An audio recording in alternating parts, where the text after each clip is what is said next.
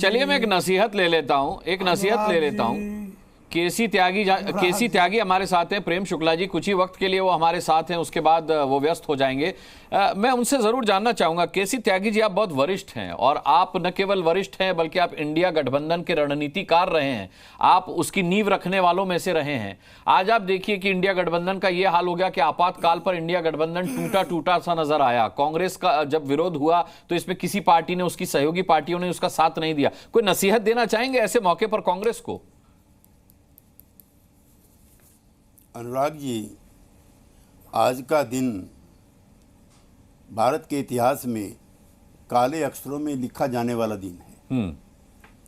25 जून 1975 को शाम को रामलीला मैदान में बैठक हुई थी, रैली हुई थी जयप्रकाश नारायण की, जिसका संचालन भाजपा जनसंघ के नेता मदन लाल खुराना कर रहे थे और मैं भी पार्टी की तरफ से अपने साथी सतपाल मलिक जी के साथ मंच पर मौजूद था। 12 इससे पहले मैं 2 मिनट लूँगा, ज़्यादा नहीं लूँगा, लेकिन मैं सबको बताना भी चाहता हूँ इतिहास क्या है जी। 12 जून को इलाहाबाद हाई कोर्ट फैसला देता है कि श्रीमती इंदिरा गांधी 6 साल के लिए अयोग्य घोषित की जाती हैं और उनका चुनाव अवैध घोषित किया जाता है। ये सोशलिस्ट नेता राजनारायण जी की एक याचिका पर था जो 1971 में रायबरेली में चुनाव हुआ था। उसी बीच में देशव्यापी आंदोलन जयप्रकाश जी के नेतृत्व में चल रहा था, भ्रष्टाचार के विरुद्ध और महंगाई के विरुद्ध। उसी में एक फैसला आ गया, सारे राजनीतिक दल इकट्ठा होकर के राष्ट्रपति से मिलते हैं कि इंदिरा जी को इस्तीफा देना चाहिए। बजाय मेरे मित्र दीपक जी, मैं आपको भी बहुत प्रेम से समझाना चाहता हूं कि ये वो दिन था जब भारत में अनडेमोक्रेटिक प्रोसेस शुरू हुआ है। कांग्रेस ऐसी नहीं थी, लोग जवाहरलाल का भी इस्तीफा मांगते थे, लोग शास्त्री जी को भी इस्तीफा मांगते थे, लेकिन ये पहली बार हुआ जब उस समय के कांग्रेस नेतृत्व ने कहा कि नहीं, इंदिरा इज इंडिया और इंडिया के इस्तीफा देने का प्रश्न ही पैदा नहीं होता। नंबर 1। नंबर 2, 1971 में लोकसभा चुनाव हुआ 5 साल के लिए, 76 में दोबारा होना चाहिए, 1 साल का कार्यकाल बढ़ा दिया। नंबर 3, 2 लाख से ज्यादा कार्यकर्ता जेलों में डाल दिए फॉर नो रीजन। नंबर 4, जिस पर बहुत बहस कांग्रेस पार्टी के अंदर हुई, सारी कांग्रेस पार्टी खराब थी ऐसा मैं नहीं कहना चाहता, उसमें ऐसे भी लोग थे जो कह रहे थे कि प्रेस की आज़ादी खत्म मत करो। रात को बिजली काट दी गई, अगले दिन कोई अखबार नहीं निकला। तो दीपक बाबू, आप नौजवान हैं, अगर आज के दिन को काले दिवस के रूप में, अच्छा संविधान की बहुत बात हो रही है, मुझे अच्छी बात लग रही है कि आपके नेता संविधान को लेकर के शपथ ले रहे हैं। अब कौन कौन पकड़े गए मुस्कान जी?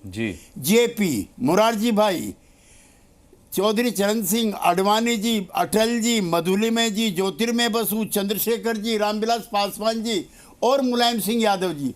तो अपनी बहन जूही जी से मेरा निवेदन है, कृपया आज के दिन कांग्रेस पार्टी के नेताओं के साथ खड़ी मत हुई। देखिए, सारा आंदोलन उत्तर प्रदेश में जहाँ का मैं हूँ, वहाँ मुलायम सिंह यादव जी 19 महीने जेल में रहे, रामशरण दास रहे, कौन कौन नहीं थे जो जेल में नहीं रहे। उस दिन को सारे देश के सोशलिस्ट तानाशाह विरोधी और लोकतंत्र विरोधी दिवस के रूप में मनाए जाते हैं। भारत में मुस्कान जी, अफसोस है, मुझे पिछले दिनों पोलैंड और रूस जाने का मौका मिला।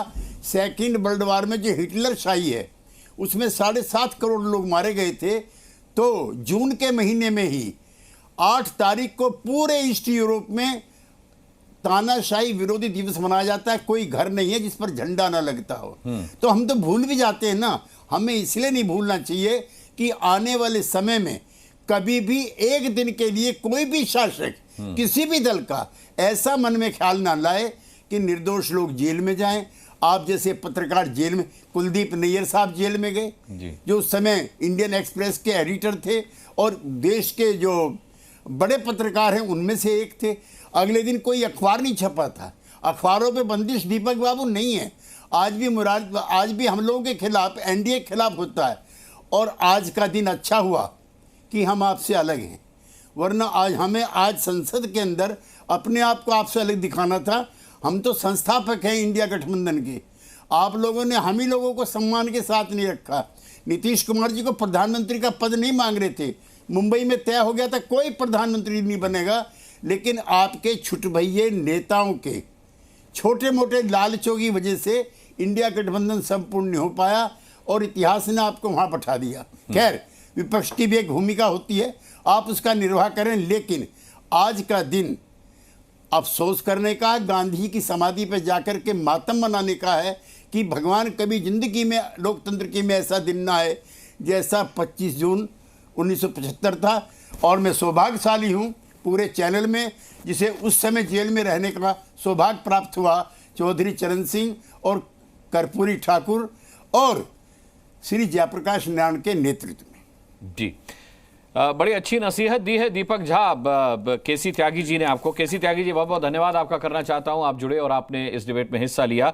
दीपक झा कुछ कहना चाहते हो तो कहिए, फिर मैं प्रेम शुक्ला का रुख करता हूं क्योंकि वो अपनी बात पूरी नहीं कर पाए थे। त्यागी जी इस पैनल में शायद सबसे वरिष्ठ हैं, सबसे सम्मान के योग्य हैं। मैं उनका उम्र में सम्मानित है, इसलिए सम्मान करते हुए बोलूंगा कि त्यागी जी ने इतनी बार पलट दल बदला है। 1 साल पहले अगर आप ये बात कर रहे होते तो त्यागी जी ने कांग्रेस के साथ खड़े होकर इंदिरा गांधी की जय बोला था, नेहरू की। अब सम्मान करने से कुछ नहीं होता दीपक झा साहब, जब सम्मान करना चाहिए था तब आपने किया नहीं। त्यागी जी ये कहकर गए साफ तौर पर। मार पड़ी है, कहते ना पुरुष बलि नहीं होता, इस समय हो तो बलवान। तो इस समय बलवान है त्यागी जी, पलटी मार गए हैं, इनकी पार्टी के नेता पलटी मार गए, तो आज पलटू राम जी को बचा रहे। अच्छा, तो फिर समाजवादी पार्टी के बारे में क्या कहेंगे दीपक झा? आज वो भी आपके साथ नहीं खड़ी थी तो क्या वो भी पलटी मार गई?